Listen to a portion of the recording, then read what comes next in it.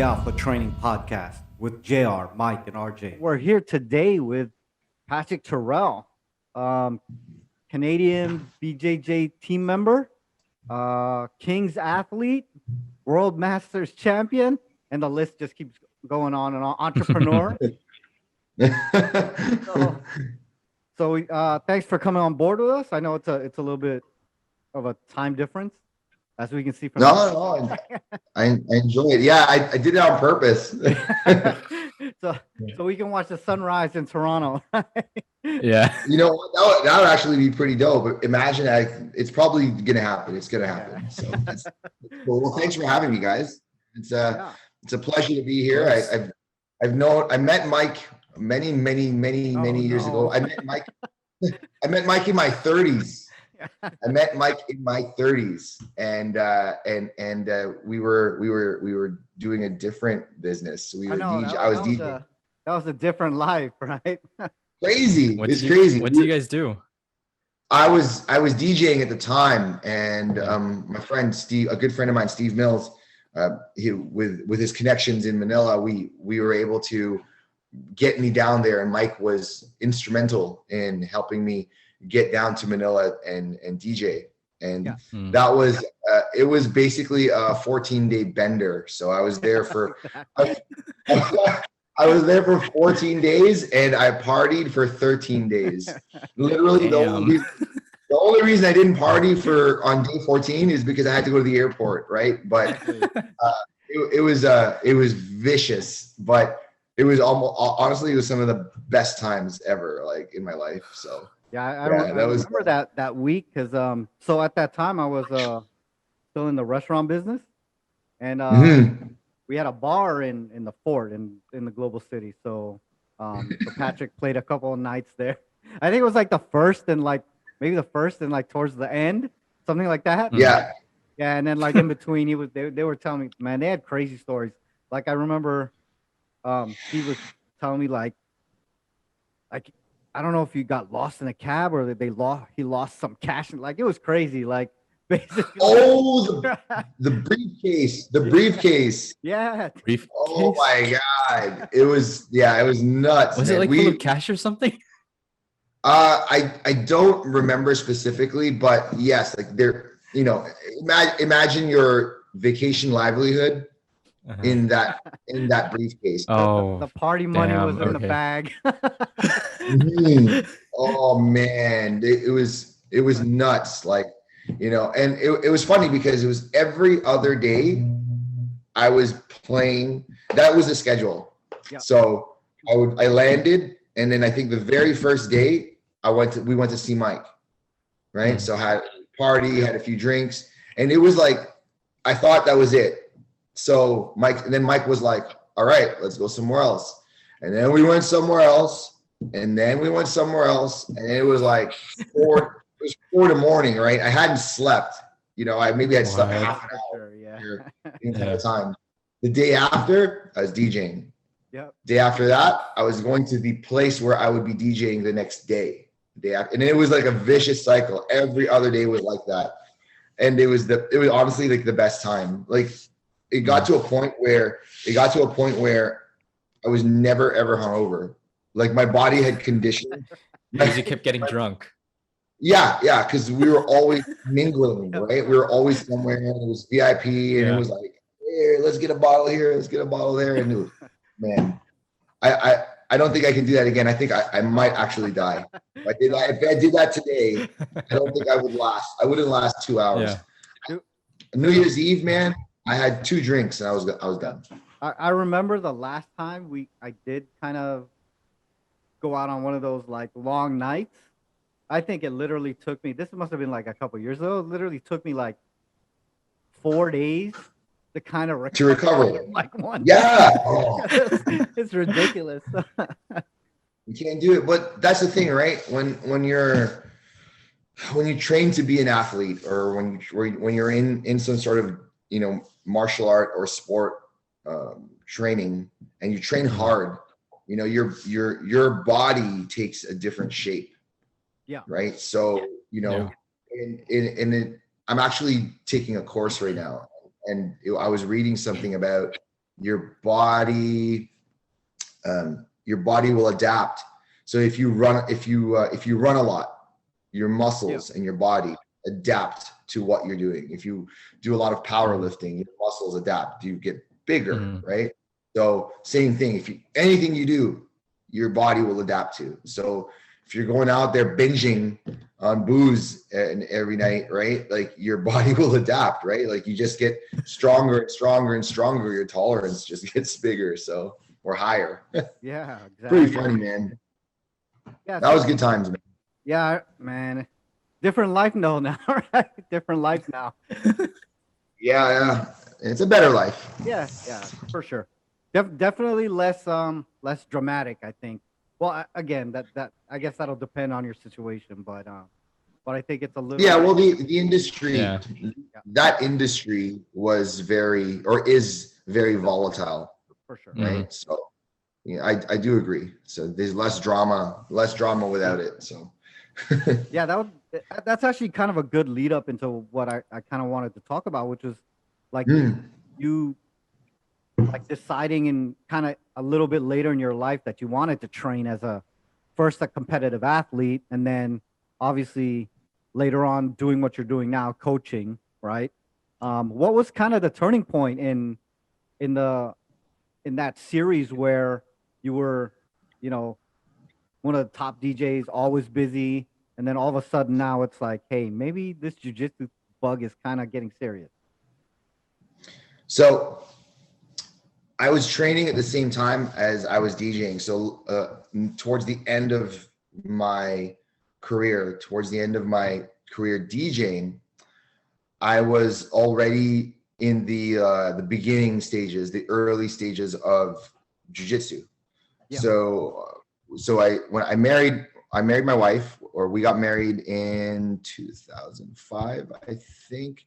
And shortly after that, we moved into our condo. It was downtown, and I wanted to join like a fitness club. So then I joined a place called Toronto BJJ at the time.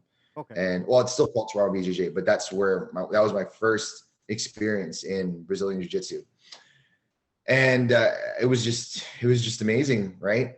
And unfortunately, we had to move to the suburbs. So when our first child was born, we moved to the suburbs. So I couldn't go to Toronto BJJ anymore. So I started looking for different schools, and that's kind of where the bug started, where I was just kind of hopping around looking for places to train. Mm-hmm. When our second son was born, I had to stop, because the point of fatherhood where, man, that first kid is already kind of like crazy, but then the novelty kind of wears off of the responsibilities of having a child after a few months. So you can still handle, you can still balance and you can still be a bad dad, pawn off the responsibility and do your jiu-jitsu thing, right? But when the second child was born, I had to stop because it got crazy. It got real. So I took about 4 years, and then that's when I was like kind of still DJing very strong. And then 4 years into it, I went back into jiu-jitsu. Mm-hmm. And then I started getting really competitive. So that was the turning point where, because I enjoyed it so much, I started training for competition. Yeah. And then I didn't enjoy DJing anymore, because I didn't enjoy coming home at 4 a.m. Right. And then having to wake up at 8 a.m. just to have breakfast so that I could make my class at 10 a.m. or 11 a.m. Right. Yeah. I'd have breakfast. I had to be the dad, so it was one of those things where my wife would be like, listen, you can't be doing all these things. You're always out all night, and then you're going to come home, and then 2 hours later, you're going to go to jiu-jitsu for 4 hours, 5 hours, and not be home till 3 in the afternoon. And then you're going to go DJ at 9 o'clock at night. So I had to make a choice. So that was a bit of the turning point right there, where once I started really getting into competition, so like late stages of white belt, I had already been like a white belt with a year and a half of experience. So I was a little bit advanced due to my previous experience at other schools, at the first school. Yeah. So once I started winning gets addictive, right? Yes, So Mhm. once I started like doing very well in competitions, then the bug like just hit me. And then slowly I just started phasing out of DJing. I stopped Mhm. DJing at maybe blue, near the end of blue belt. right. Yeah. And then after that, I would just DJ maybe like the odd wedding, the odd event. It was like if the money was right, yo, sun's coming out. But yeah, that was it, man. And then slowly I just kind of like tapered. I fulfilled the rest of my contracts and then went all in. Yeah. But you were Cool. working did you work a 9 to 5 like after stopping DJing for a little bit? Yeah. So I also ended up working 2 jobs, right? I The worked hustle. I know, man.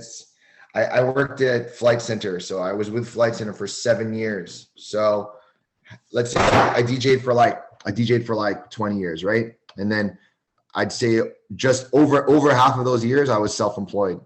And then when I got my college diploma, my wife was like, "Yeah, okay, I think it's time for you to find a job." So I used DJing to put me through college.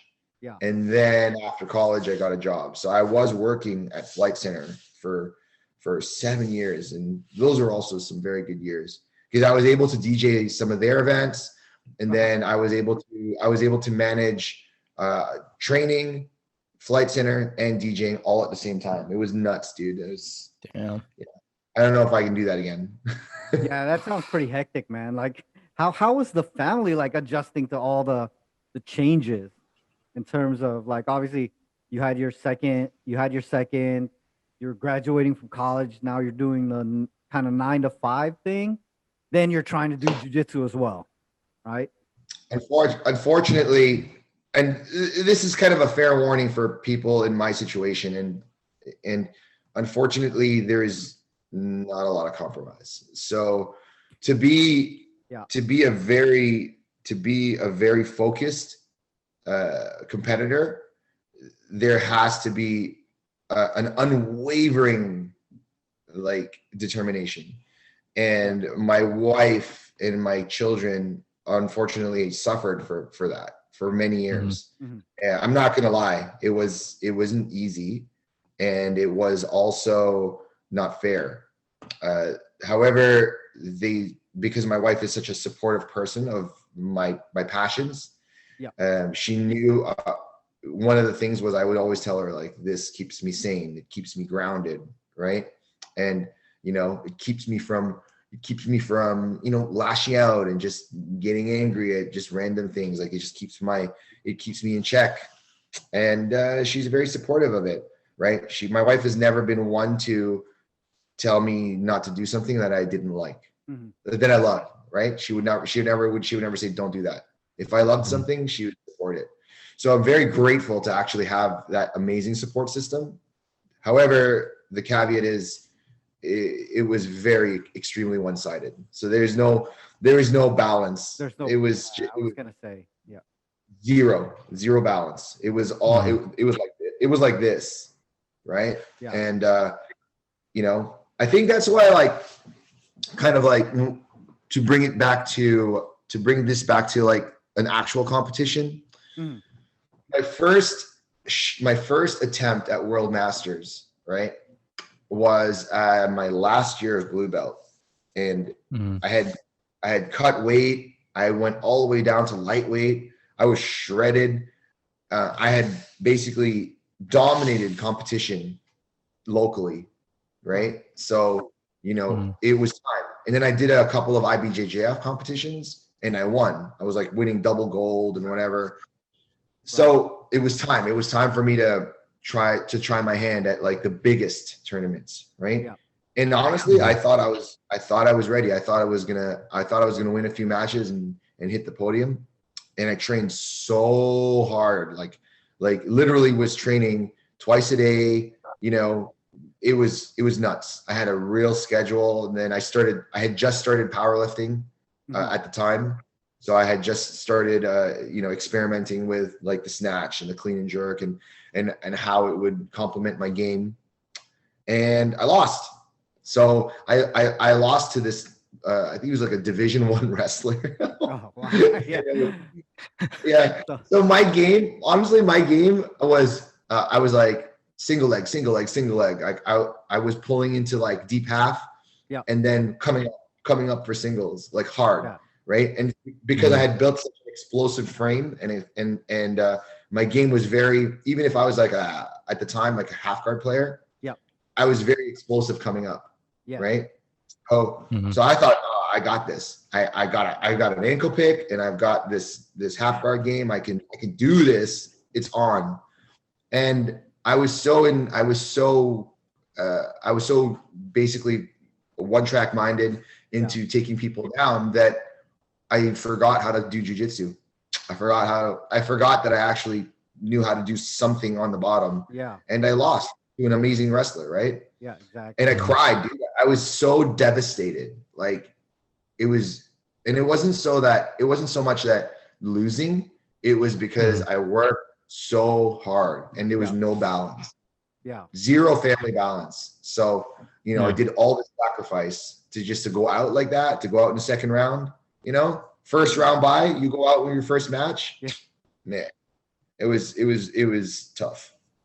So what do you think because you did win it at your next belt, right? I won it at purple. Yeah. So what was the what do you think the difference was in terms of your blue belt and then your winning it at purple? Was it a mental thing? No, my coach at the time that guided me from blue to my first year of purple, he's an awesome competitor. Like he's really, really, really good. And I basically took parts of his game and did my thing, right? And when I switched teams, I guess maybe going to do a different system, it opened my eyes to just a different jiu-jitsu. Okay. Right. Yeah. So as a high level competitor, I had only known for those few years, I had only known one certain style. And then I would kind of like spam it. Right.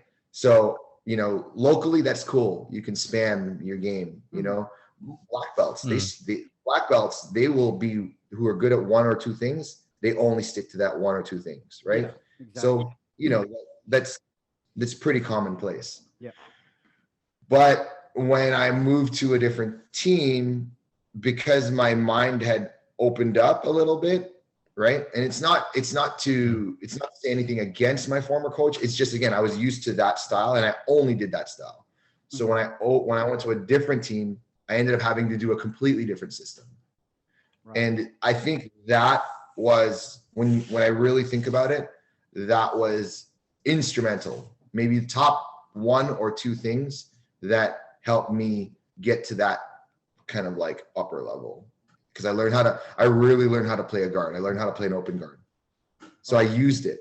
I used the aspects, because I was still new to the system, and to Cobrinha's system. So Dan Hale's system, who was Cobrinha. So I used aspects of the best of what I learned, and I applied it to what I was already doing. Yeah. And it was a landslide, man. It was like, man, an avalanche of just dominance, right? So it was fun, man. That was probably definitely one of the greatest things I've ever achieved, Right. Cool. All right. I was wondering, because you're part of Team Canada, right? Yeah, I was fortunate enough to be invited by Team Canada to join them in Abu Dhabi. So this was, I wanted to say last year, but no, it was 19. Yeah, so it was 2019. So the JJIF. So you guys probably are familiar with that. I think Ali Sulit is pretty big, big supporter of those events. Yeah. So the JJIF, they host their world championships all around the world. And in 2019, it was in Abu Dhabi. And I was very, very, very blessed to have been invited. Awesome. Took home a silver. It was pretty cool. Yeah, Cool. it was a great experience, man. Abu Dhabi, they take their stuff seriously. Like the UAE, the Middle Eastern teams, so specifically like UAE, Jordan, right? Mhm. Those guys are like really talented. Yeah. Saudi Arabia, I think KSA. Yeah. it's part of their school program. I think like jiu-jitsu Yep. is part of Really? like their PE. Yeah, it's pretty crazy. Yeah. That's correct.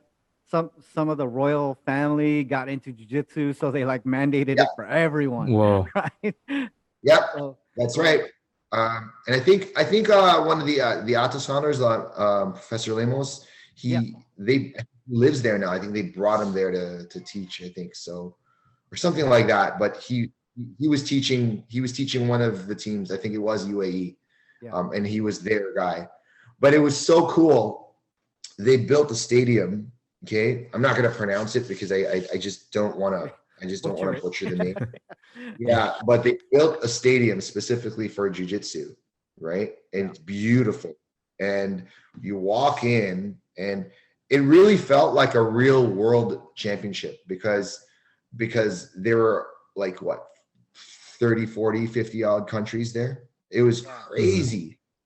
So and you walk in and everyone's got their country on their back, or they're wearing their tracksuit representing their country. Yeah. So dope. It's different from like IBJJF where it's like, you want to put Canada on your back, because it's cool. You represent Canada, but IBJJF Worlds is truly an individual thing, and you're repping your squad. You're repping, academics, or you're repping Alliance. Yeah. You're repping, Exactly. you're repping, Gracie Baugh, and you happen to be from the UK. So I'm also going to put the UK flag. But for the JJIF though, it was cool because you really, really were representing your country. So Cool. to have been invited, to be honest with you, I tell everyone I'm not competing anymore. I'm not competing indefinitely because I'm currently, we can talk about this later, but I'm really focused on my students. Yep. However, if Team Canada were to ask me to do it again, then I would consider it. Like that would be the only thing I would consider if Team Canada says, hey, would you like to do it again whenever all this is over with? Right. Yeah. It was a wonderful experience. I'd also like a do-over because I did not take the food seriously. I didn't take when you travel abroad. Yeah. I didn't take it seriously. I didn't take the warnings. Like I should have taken some pills to help with digesting. And I got sick. I got sick like my first few days. Yeah, not like deathly sick, but like not like deathly sick that I was telling my teammates, oh, I can't go. I don't feel well. Whatever. I was still training, but I was not training at peak level. So that's pretty funny. But yeah, man, it is. It really is. But yet I can go to the Philippines and eat whatever I want and indulge and never get sick. That's because I'm Filipino. Probably. Yeah. Right. And like you have students and you're an entrepreneur. How does that change your family, work, training, all of that, like your daily life? Well, I teach in 2 spots. So, currently our HQ, obviously just like everyone else's, like we're on lockdown. So our HQ is closed. And we're also looking to relocate our HQ. So for us, it was kind of a bit of a fortunate time where the timing was, wow, we got locked down. It was a good time to kind of like think about relocating. Yeah. So that's exciting. But if there was no lockdown, I would be teaching in 2 spots. I would be teaching at the academy and I teach privately. I have a professional studio space in my home. So I did it purposely because I have a big family. We have 4 kids here, right? So I did it to be home, to be close to the family, and to have them involved. So Mhm. so the balance is much better nowadays because I involve my kids in everything that I do, right? Right. So Mhm. I make sure that, you know, as a dad and as a coach, I don't stress competition for the kids. Yeah. I say they don't have to compete unless you want to. But if you do want to compete, I own you for about 2 months until you compete, right? Yeah. You cannot tell me you want to compete and then half-ass it, Exactly. right? Mhm. So that being said, what I do make mandatory, especially in lockdown, is exercise. Right. So I'm like, hey man, you want to play video games? You want to be on your computers? You want to be using your electronics? Cool. I'm not going to get in your way. But there's a schedule here, and you guys are getting in shape, and you guys are going to move around, and I don't. That's non-negotiable. So to answer your question, that's how it is, man. Like this, you know, it's my way or the highway in terms of getting fit and Yep. Yeah. staying active, right? Cool. But So how have you kind of passed those? Because obviously, like everyone has kind of their own style of parenting, right? How have you? Obviously, you say, you know, you. I want to make sure you guys are getting exercise. Um, mhm. how did they come to? Because I know your kids all train jujitsu now, right? And then a lot of Well, they've been training yeah, forever. Like, yeah, they all train now because there's 4 of them, and now they're all into it. yeah, But the 2 boys have been training for a long time. yeah. So Yeah. what was the process like? Obviously, you know, dad's a jujitsu guy. Was it kind of a natural thing for them to kind of transition into that martial art, or did they start off Yes, maybe doing other things yes and first? no. Not when we got them into jujitsu, it was I was a different parent a few years ago, and when they got into jujitsu, I was lucky because I just wanted them to do a martial art. I was like, Yeah, okay, just do something. yep, They're like, okay, Mhm. dad, we'll do it. So we would drive them around to different schools, yeah, taekwondo, judo. We went everywhere. yeah, Okay. And wrestling. And the boys would sit, dude, the boys would sit in these classes, they're shook. Like one of my sons, I remember he had his Wii is his little Nintendo Switch thing or yeah, 3DS, I think at the yeah, time. Yeah. He would not leave the house without it. And we would go to these places and he would just sit there and just all shook and scared because he didn't want to do it. Like yeah, he didn't, they saw aggression and they saw something that Mhm. wasn't video games. So yeah, they weren't with it. And then when I took them to my former professor's school, when we walked in, the kids were playing games. The kids were playing right, like toe tag, the yeah, Mm. grappling based games. yeah, So the kids were like, "Oh, that's cool. Can we join this school?" And I was like, nice. "Yes." I was so Nice. lucky, right? Because that's what I wanted to do anyway, Yeah, right? I yeah, was like, exactly. "Okay, this is great." I'm like, "No problem. Yeah, we're gonna play lots of games here." So I kind of, I had to kind of like work some magic in there, and then it was funny because that was the restart. That was the jujitsu restart. Yeah, So when I hung out when I brought them there, the professor was like, "Hey, you've done jujitsu too, right? Why don't you start doing classes with the kids? Like, you know, we'll work something out for all 3 of you to train." I'm like, "Honey, it's okay." And yeah, and then like, many years later, here I am. Crazy, right? right, exactly. But that's how I got them into it. Yeah, But I was saying I was a different parent then because I was so competitive yeah, that I started to rub off on them, and that's not fair. That's not fair to the mm, kids. I used Mhm. to say like, you guys got to compete. You have to compete once a month, you know, or once every month, every other month, and I would really hammer it hammer it in them to compete. And it wasn't fair, man, because they didn't do very well. Like they win some, they lose some. One of my sons in particular, well, both of them lost a ton. Yeah. Because they're just they just weren't aggressive. Like they just didn't have that mentality. Yeah. Even if they were good in practice, you know, they didn't like that pressure. And that takes a little while, you know, but you know, now it's like, no, I just want you to be good at it. Yeah. You know, because it's an important skill to have. Right. Yeah. And now they're the ones who are like, man, I'm getting really good at this. I want to test this in competition. So I'm like, cool, let's do it.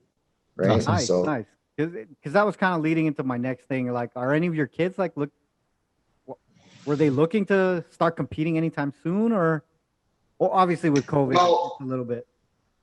The two boys were pretty active anyway. Yeah. So so they were already kind of competing. They were already doing well. They've done pans and stuff. They, you know, they've won a couple of big tournaments, and they typically place all the time, and they don't like participation medal place. Like they win matches when they're there.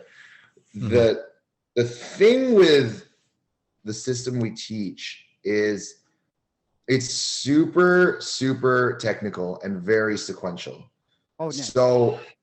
So now when the more I coach them and the more Dan coaches them, the more we see them and the more they grow into the system, they're unbelievably, like, they're scary. Like my eldest is very, very, very scary, especially now that he's developing. Yeah. And I think I'm excited for them now. I'm excited for them to actually apply what they're finally starting to grasp.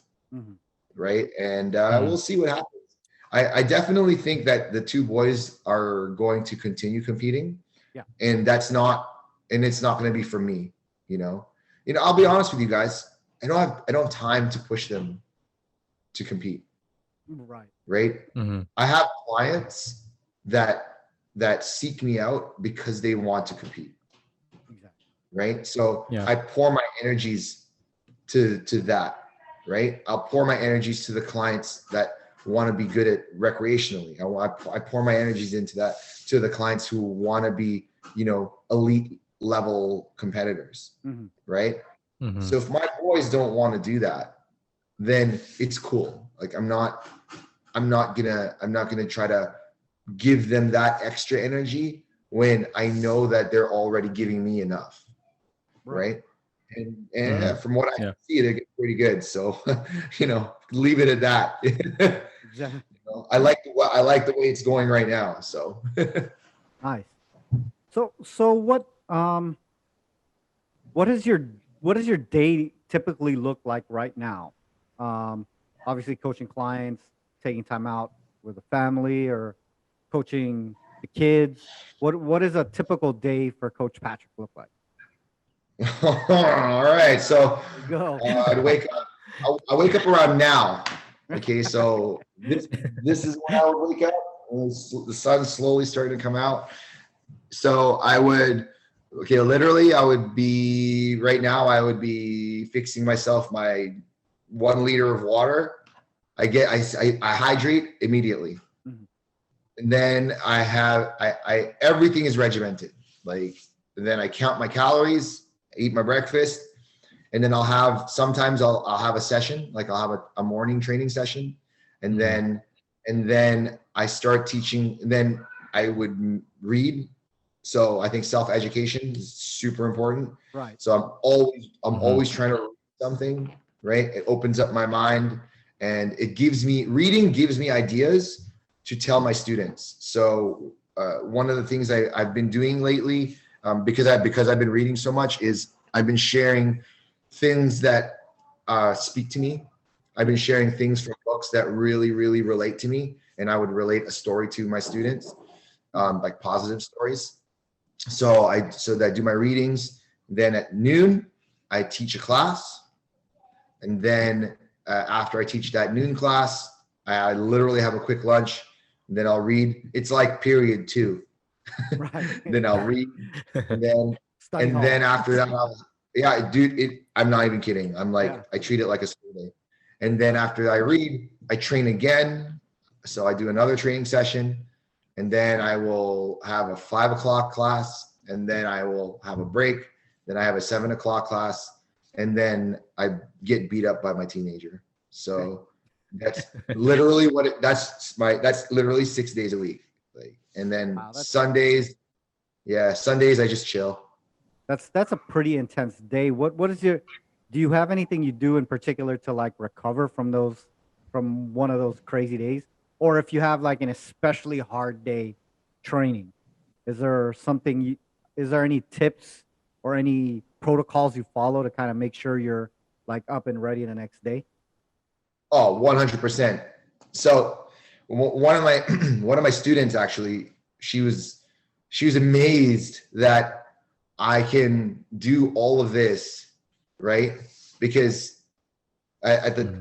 before she started training with me, she was like, man, it was like everyday Pahada, right? And and she was like, how are you doing this? And how are you still, knock on wood, but how are you still like not dying? Right? Well, how are you recovering? It's not easy to recover, especially at like, I'm 42, right? I'm turning 43 next month. But the key is to train intelligently. So good morning. I'm a little bit busy. Okay. The key is to train intelligently. Okay. So when I say training sessions, I don't mean, like go balls to the wall jiu-jitsu. Mm-hmm. Right. Yeah, I just move, right? I just move around, when my students are here, when, obviously we're in lockdown, right? Yeah. So when my students are here, it's my turn to get beat up. That's the way I see it. It's my turn. If I'm training semi-privately or privately, it's my time to get beat up. It's my time to study, Right. because as an instructor, you have to kind of give yourself to the student. Exactly. Otherwise, what's the point? What's the point if they're not going to be better than you eventually? Right. What's the point of holding your student back by smashing the crap out of them all the time? Right. Mm-hmm. Right. Yeah. So what that does for me is because I've attained a certain level of skill, whether it's offensively, defensively, preventively, I work on a lot of guard retention. So if my student's going 110% on me, I'm going 100% on retaining, framing, moving around. But it's still not a war, right? Because my focus is get my guard back. My focus is to technically sweep, right? So if you watch it on video, it's actually, I'm going pretty slow, right? Going fast, I'm going slow. Yeah. That's how to do it, right? And then maybe 2-3 days a week, maybe twice, I'll go really hard. Then I'll get after it. So one of my training partners is amazing black belt. When he comes over, he used to come over once a week, right? And he'll be coming back. But when we trained, it was like, he's also like 11 years younger than me. So when we train, it's hard. Yeah. We don't, we just go hard. Yeah. So you just got to pick and choose who you go balls to the wall with. And then when I go with my students, right? Yep. It's not that I take it easy on them. I just work on things that I want to work on that require me to not go all out in terms of maximizing my effort. Right. Right. So kind of working the more technical aspects of your game. Mm-hmm. Yeah. I get to study them. Right. So I get put in a submission. Awesome. How did I get put in that submission? Right. What did I do to get put in that submission by the student? What reaction did they cause? Yeah. And then I'll teach it. It's a pretty cool give and take, right? And then my clients walk out of here like, man, I feel so happy, right? They don't feel like they've just been put through a meat grinder, right? So and that's to me, that's a system that I like, you know. I don't know, I don't knock anyone's system, but that's how I've stayed healthy, you know. Yeah. Mhm. And the Olympic lifting is harder than the jiu-jitsu training. Yeah. So I was gonna say, aside from jujitsu, what else are you doing? I know you were doing Olympic lifting, and then I guess I would call it like just kind of standard gym workouts, right? Yeah. So I have like maintenance days where I'll try to do as many like compound or exercises as possible, and you know, I split them up, you know, push pull, you know, lift press, whatever, right?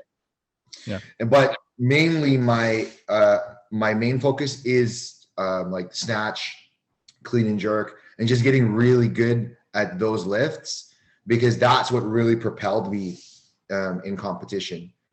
I got really explosive, especially at my age, right? I was able to develop an explosiveness that is fairly rare for like a master 3, right? It's like, you know, and also I play an open guard style, so it was just, I can, you know, I transitioned from open guard to half guard, so it's having that Olympic lifting background and explosiveness just kind of makes that game a little bit more lethal, right? Because now you can get up and change levels, right? So that's that. And I also teach animal flow.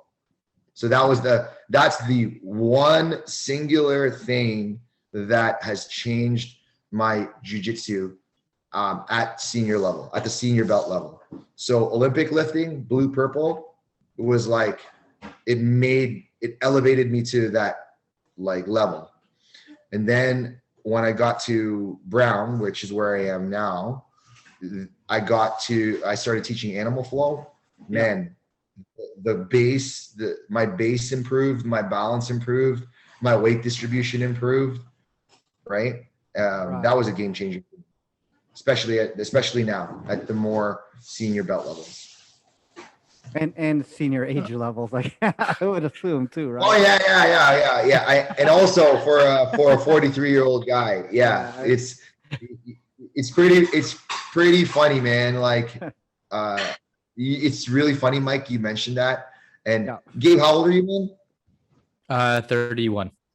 Oh my God, this guy. Yeah. I'm still a kid. Yeah. Who's this guy? Why are you inviting kids to this podcast? So honestly, okay, whether it's animal flow, guys, or I don't know, Pilates or whatever, get into some sort of body weight movement to work on your ability, because yes, animal flow really changed it, and changed my way of thinking. It changed my way of teaching. I changed my way of teaching jiu-jitsu.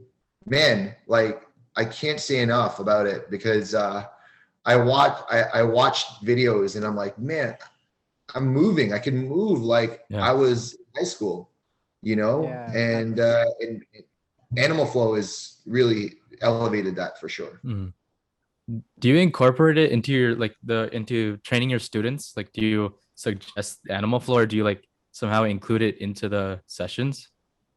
So that's actually a great segue, dude.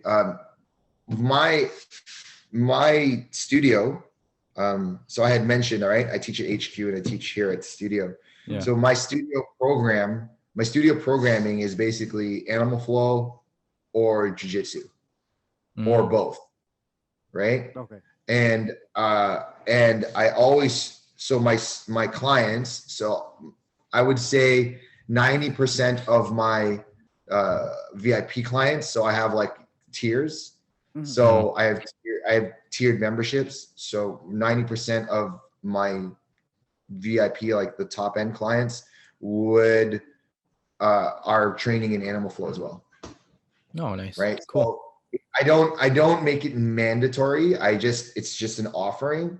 But when we roll, you can see the difference, right? So, you know, I'm not trying to oversell the animal flow. It's really, it just has made the difference. I was talking to my buddy about it the other day, and I was rolling with at one time I was rolling with one of my best friends in the community, and he's a big dude, man. He's like 260 maybe. Yeah. Big dude.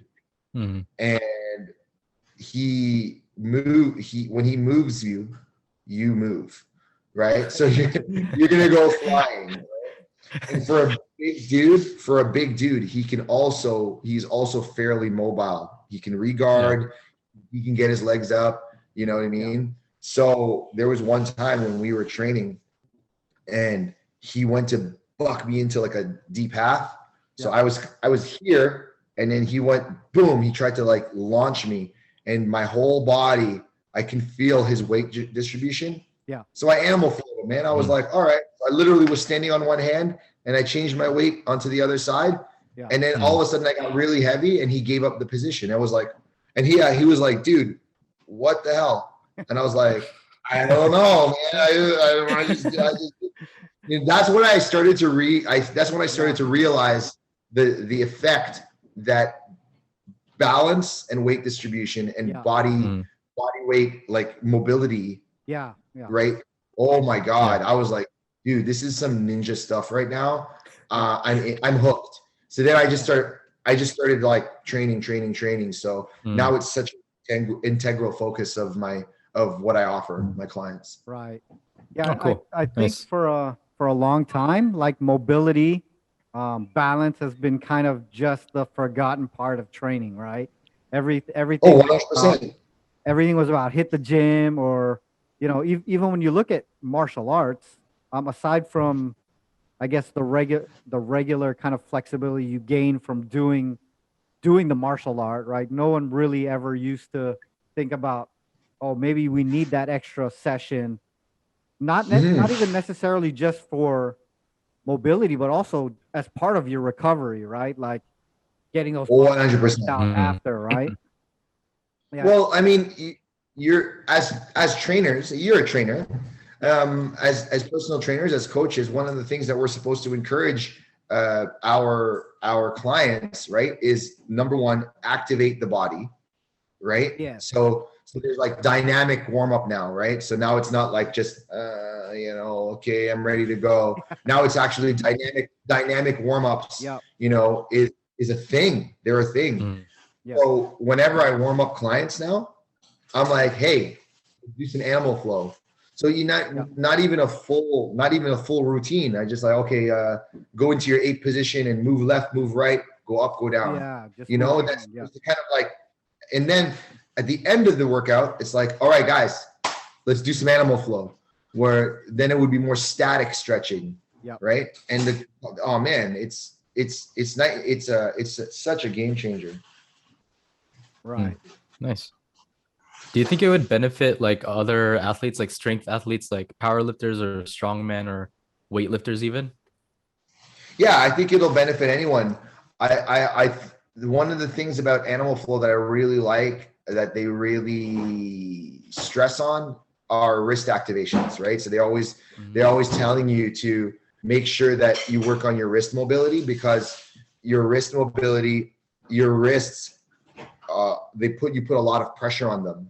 When you handstand, or even when you are holding certain positions, never mind the handstand, right? Because you're holding positions and you're elevating your knees off the ground. So all of that weight is transferred to your palms into the ground. So power lifters, so when you're snatching, you're supposed to lock out your elbows, right? And your wrists come up. So, having that wrist mobility and strength is really important. And I do find that that because of animal flow, another thing about animal flow that they focus on is like shoulder flexion. So like getting your shoulders locked out and really coming forward, and your head coming forward. So if you think about your snatch or your clean and jerk, right? When you're putting it up, you're supposed to lock out, head goes forward. So the animal flow, once I started doing animal flow, I started being able to lift heavier, because prior to this year, my snatch, clean and jerk had always only been limited to moderate weight. Right? So the animal flow has really, really helped me get heavier and heavier and heavier in weight. It's given me that confidence. So 100%, man, like for lifters, that's something we've been dealing with on our podcast too. My dog sometimes will just randomly bark. So Yeah. Yeah. Sometimes I have my cats running around. Yeah, no, it's all good, man. But I put the camera up on purpose because he would not, he will not leave you alone. Mhm. Yeah, he's a hog. Yeah, man. So yeah, it's honestly, man, I think that the game is changing now, guys. yeah, The game is changing, and I think that I really feel that the more I think that one of the most important points that really we should really stress on in this conversation is that because the game is changing due to the pandemic, yeah, like the more you have to offer, you know, especially like your jujitsu students, the more you have to offer them, the more you will benefit moving forward, right. right? Like as Yeah. much as we love jujitsu, unfortunately, our students or our community needs more now. Yeah. Because we can't train right now, Yeah, right? Yeah. So not the this- way we used to anyway, right? So it's yeah, exactly. And when it returns, yeah, exactly. When it returns, we might do what training in groups of what 10, 20, yeah, exactly. right? Mhm. So you know, like what about gradings? Like how is that going to work out? You know, like are we ever going to be able to do open mats again, right? So the Mhm. game, that aspect of jiu-jitsu, that community aspect of jiu-jitsu is changing. So we need to figure out more things to keep the community, our little communities together, Right. right? So and this is why I got into like animal flow, Yeah. personal training, you know, just more things to offer, Yeah. more things to offer clients, keep them happy, and also like make them feel that they're a part of something, right? They're still a part of Right. jiu-jitsu by doing Yeah. things to complement jiu-jitsu. Right. Cool. And talking about COVID, like how do you deal with that whole situation and then training yourself or training your students? Like how does that go about? So when the pandemic first started, I took a couple of months to really assess how I was going to do this. So when I opened the studio, I'm not gonna lie, I was super busy. Like it was very, very, very busy, very hectic, in and out. People are in and out, and it was fun, right? People were happy because they were getting basically semi-private group training sometimes, most of the time, and then I would have a cluster of people training privately. So obviously the pandemic took that away, and I was left with nothing. So I went from shooting straight up to crashing way down, right? Well, much like a lot of businesses, right? Sounds familiar. Yeah, crazy, right? Right. So you know, a couple of months, I had to really assess how I was going to do things. So I started researching, and that's how I started getting into the animal flow thing, because Right. I knew that if you have, let's say you have 20 students, let's just make a number, 20. Yeah. 20 students who enjoy jiu-jitsu. They enjoy training. Now you got to teach jiu-jitsu online. Those 20 students are going to turn into 4. Right. Right? Because Yeah. let's face it, jiu-jitsu, people want to do jiu-jitsu in person. You can't knock that. Yep. I want to do jiu-jitsu in person. Yep. Right? No matter how good a teacher you are, no matter how good no matter how great your camaraderie is among your team, you know, if you can't offer that in person learning, then jiu-jitsu is going to go, right? Yeah. So okay, well, obviously I'm going to have to teach online jiu-jitsu, but what else can I do? I had to think of something else. And that's what I did to deal with the pandemic, to deal with the whole COVID thing.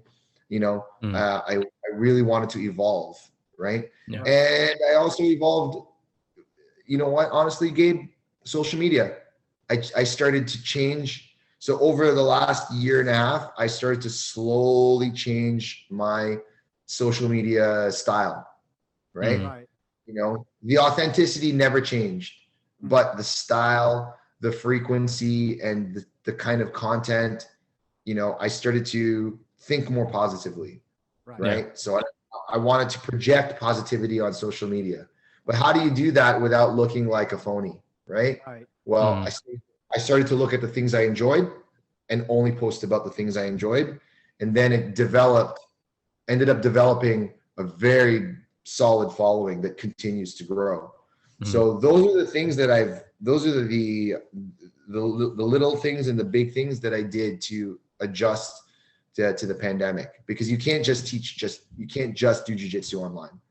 Yeah. Right. Like, you know, you have to be able to offer something else, you know, and now, I mean, once the ball gets rolling on a couple of other things, I'll be able to offer personal training sessions as well. Right. So you just have to keep growing.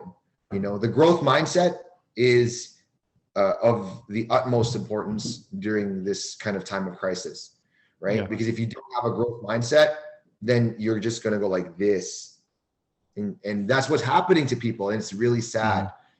You know, it crushes me. It really hurts me to see I get it. Yeah. Right. So what's kind of on the horizon for you, aside from obviously, you said you were working on your personal training certification. Do you have anything else that's coming up? Obviously, we're all waiting to kind of get back in the swing of like some sort of new normal. But yeah. So I mean, the pipeline is definitely the personal training. I think it's just been a long time coming, right? Like, it's like, right. It got to a point where I was like, you know, we were laughing about this, Mike. I was like, I don't want to be that guy who can train, who knows, you know, clearly knows what he's doing sometimes, but also, I don't also want to be that guy that doesn't have a certification. So if I'm doing something, and if I'm going to make if I'm going to expand what I'm going to offer to clients, then I want that paper. Yep. Right. And obviously when we reopen our academy, sometime this year, hopefully, right? Hopefully by the summer. Yep. But when we do, I also don't want to be that guy that starts to send out, oh, we're hiring, we're looking for personal trainers. And then I put requirements, must have certification, but I don't have one. Like, come on. Like, you know, so everything has to be calculated, right? So that's another thing, Gabe, about COVID, right? Like, now more than ever, if you're going to make any kind of a decision, or if you're going to actually do anything to fight what's going on, it has to be calculated. You have to really be smart about it, and you have to plan it out, right? Make that decision and make a plan to go and get it, you know? So yeah, that's the thing, right? Like, if I'm already doing this, then I may as well get certified for it, and I may as well get that acknowledgement and that credibility, right? Because you're only as credible as your last Instagram post. You know what I mean? It's true, man. Like, it's true. Like, I'm heavy into social media, right? But like, let's be real. Let's be real, man. Like, that's a lot of fluff, right? Shit you're talking. Yeah. No, man. Look, dude, it's all fluff, man. You know, and that's the thing, right? Like, if you're gonna put all this fluff out on social media, right? You better be able to back it up, right? Definitely. You know, like, I don't want to go on a tangent here. I'm going to keep this short, but Tony Robbins said that if you have a belief system, right? If you believe in something, if you have a conviction about something, you better have, I'm paraphrasing, but you better have legs to stand on. Right. So he was saying in his book that your belief system is now the top of your tabletop. Right. So why do you believe that you're something? It's because you've got legs to stand on. You better have legs to stand on. Yeah. So I better get my certification, man, because I don't want some jabroni calling me out and be like, hey, you're a phone.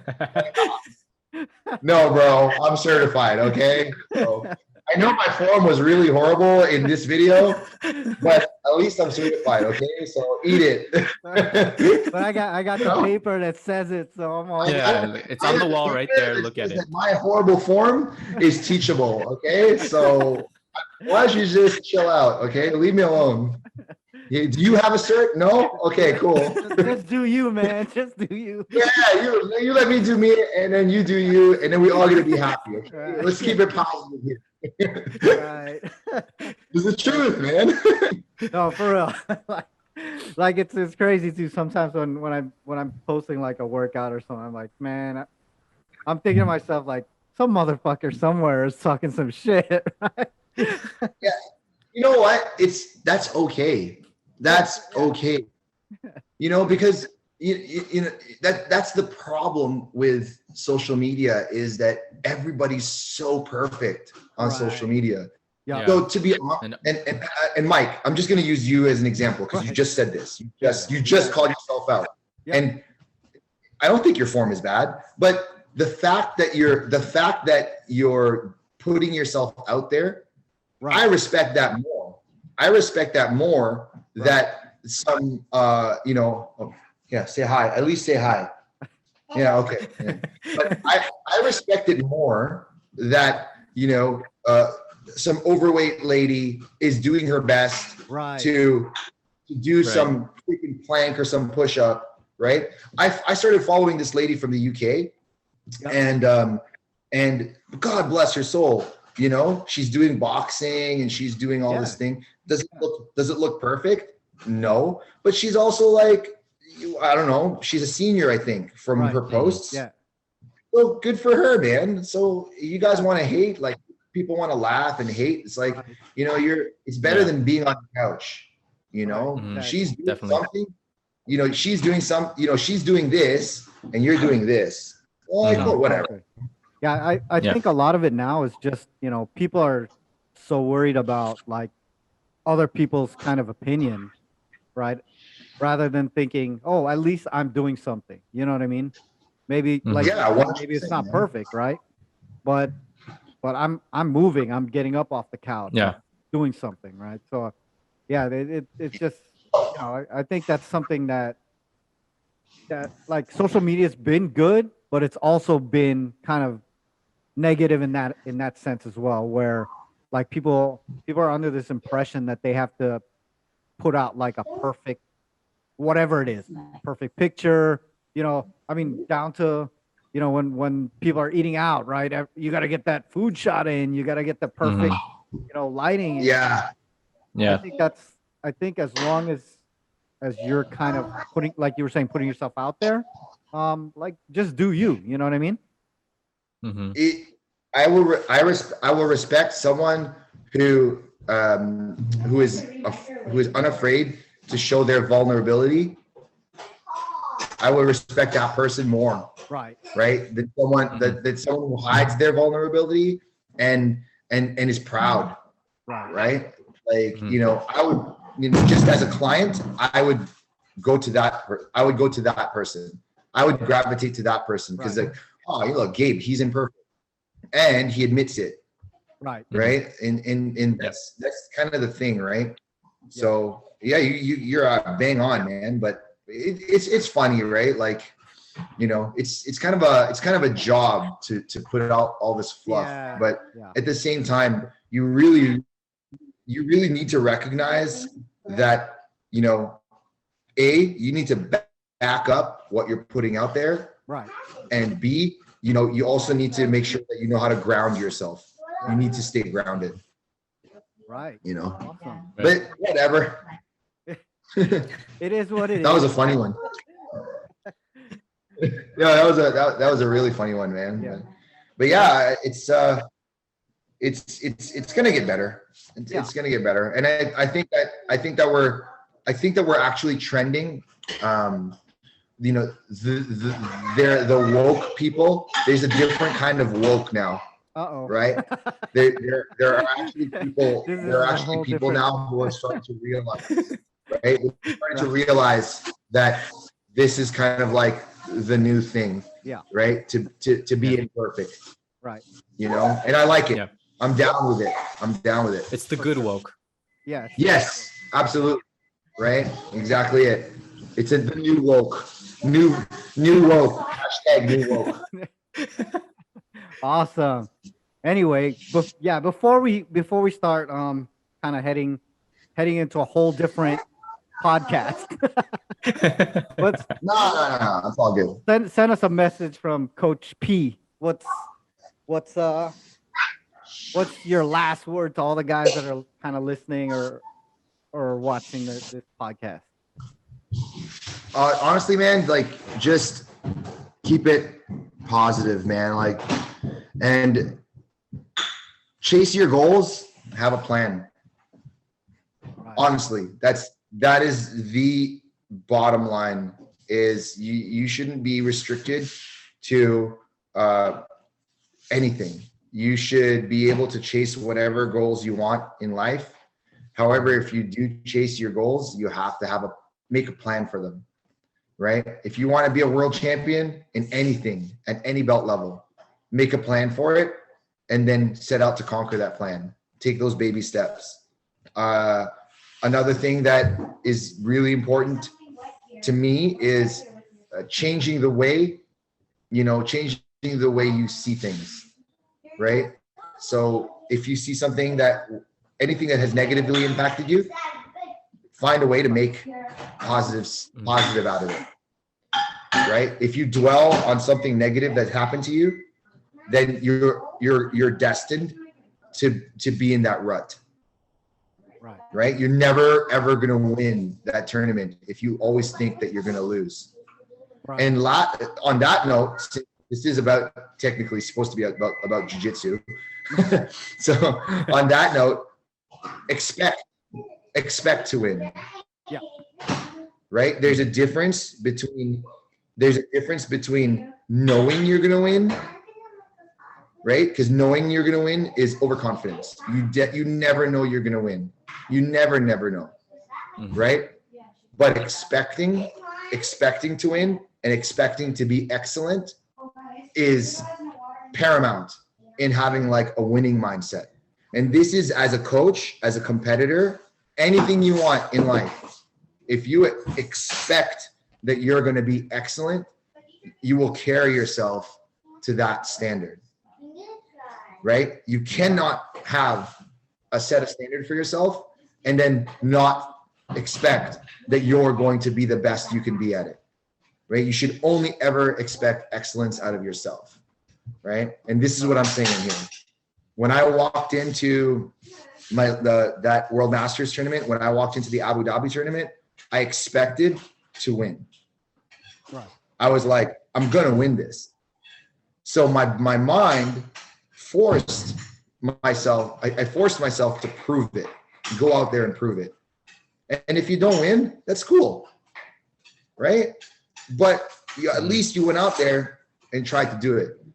But if you go out there thinking, I'm going to smash all these guys, I got this in the bag, you're probably going to lose.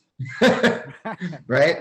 So, you never know, man. I think it was Keenan Cornelius and also John Thomas said, you never know what your opponent's next move is going to be. You can't plan something in advance. They always talk about black belts, saying you have the mentality, you know what's coming, and you can set things up. Yes, it's like, you guys watch The Queen's Gambit? Yeah. So she sees the movements. Right. That's a black belt, right? But that being said, you may be able to see the movements, but you never know. You never truly know how someone's going to react. Right. You know the base reactions because you can see the moves. But you don't know the unpredictability is always there, right? So no, don't know. Just expect, man. Expect that you will be, and that's my message, man. That's actually always my message to everyone. So great. Well, awesome. It seems like things are kind of starting up in your household, so we're gonna let you go. But thanks for taking the time, man. Dude, thanks, man. It was a lot of fun. It's definitely definitely a good time. Let's do it again, man. For sure. So definitely. guys, I wish you guys all the best. Just keep it up with the podcast. Just stay consistent, and you guys will kill it, man. You guys will smash it. So, and if there's anything I can do to help, right? Just For sure. shoot me a message, man, and I'd love to push it. All right. Thanks again, man. I guess we're going to end it there. Thanks, man. Peace. Please like, subscribe, and hit the notification bell for more episodes. This is the Alpha Training Podcast.